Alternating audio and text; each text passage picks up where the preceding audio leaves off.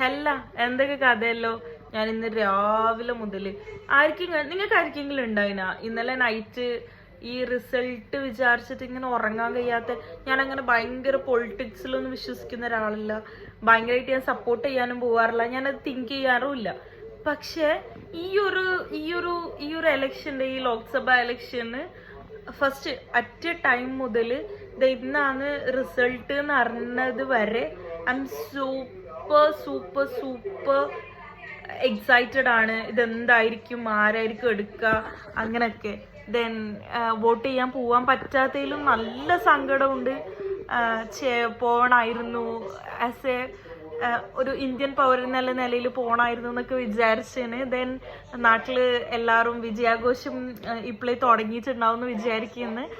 Then I am happy to see from here. But നാട്ടിലില്ലാത്തതിൻ്റെ ഭയങ്കര വിഷമമുണ്ട്.